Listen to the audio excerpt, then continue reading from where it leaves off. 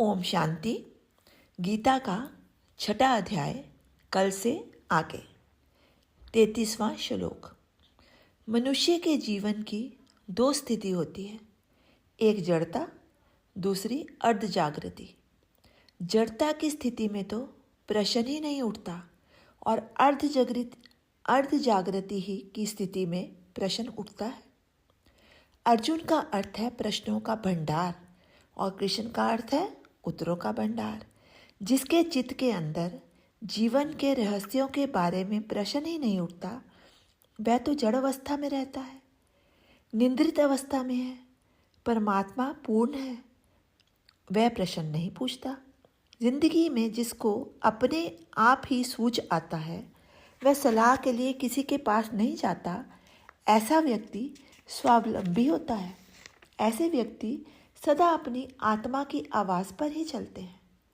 ऐसे व्यक्ति का मन बहुत शांत होता है।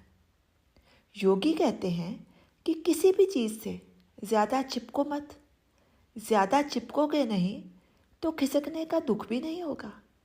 योगी कहते हैं कि ये शरीर भी जाने वाली चीज़ है, इसलिए जो अधिक से अधिक परोपकार करता है उसका जीवन ही उत्तम जीवन है।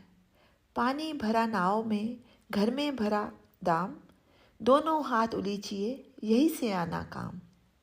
इसलिए हे प्राणी, जो कुछ भी तेरे पास है, ज्ञान, सेवा, संपत्ति, सबको बांटता चल। इसी को शहीदी जीवन कहते हैं। कोई भी वस्तु हमेशा साथ नहीं रहेगी, ये काया भी नष्ट हो जानी है। इसलिए हे मनुष्य, तू क्षण क्षण दूसरों के लिए मरता रह।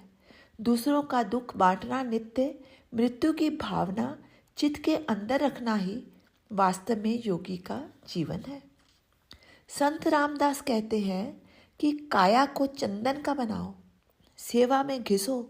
जैसे चंदन सेवा के लिए घिसा जाता है और घिसते घिसते एक दिन खत्म हो जाता है। जब तक लकड़ी के रूप में होता है तो सुगंध कम होती है। जब पानी लगाकर घिसो तो सुगंध फैलेगी। इसी प्रकार से हे मनुष्य, तू भी अपने काया को, संपत्ति को, ज्ञान को चंदन की भांति परोपकार में घिस दे और घिस घिस कर ही अपने को समाप्त कर दे। इस प्रकार जो देना ही जानता है, जो देता ही चला जाता है, वह ही कृष्ण है। इस प्रकार के व्यक्ति की कीर्ति चंदन की भांति फैल जाती है। बालक की शरारत को अगर ध्यानपूर्वक देखें तो हम उसकी ज्ञान की भूख को उसमें पाएंगे।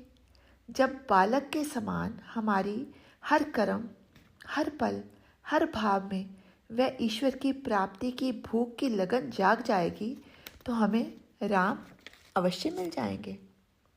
आवश्यकता है उसको पाने की, तीव्रता को जगाने की। जब वेग गति, बेचैनी पैदा हो जाएगी उसे खोजने की, तब वह अवश्य मिल जाएगा। कई बार ऐसा भी देखने में आया है कि ईश्वर प्राप्ति के लिए तड़प आ गई, किंतु बीच में कोई धन, पद या सम्मान की प्राप्ति हो गई। उस तड़प या बेचैनी में कमी आ जाती है। इसलिए हम अभी अर्धमूर्छित अवस्था में ही हैं। जब व्यक्ति में परमात्मा को पाने की तीव्रता आ जाती है तो वह संसारिक दृष्टि में पागल सा बन जाता है, क्योंकि कृष्ण जानते हैं कि चित्त की परम बेचैनी ही वैराग्य है। जब मनुष्य के अंदर वैराग जाग जाता है तब संसार के कंचन में भी उसे आनंद नहीं मिलता। हर व्यक्ति के पास सुख दुख का सिक्का है। हम दुख में ही परमात्मा के पास जाते हैं, सुख में नहीं। पर जो सुख और दुख दोनों ही उसको अर्पण कर देता है तो उनको फिर ईश्वर अनंत परम अनंत से भर देता है। ईश्वर कहता है कि जो अधूरा है मुझको दे दे, मुझसे पूर्णता ले ले। अवगुण मुझको दे दे, गुण ले ले। परमात्मा को अवगुण भी नहीं दे पाते हम।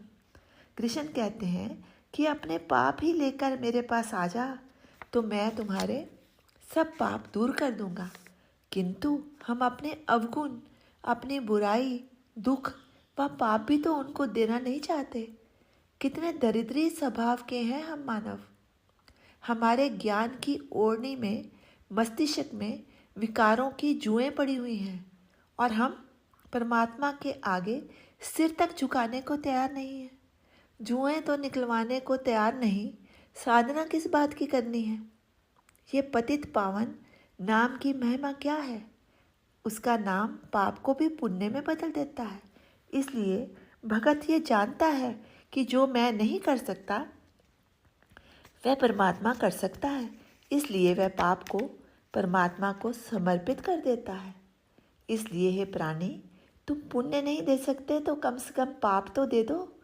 सुख नहीं दे सकते तो दुख तो दे दो। जब ईश्वर में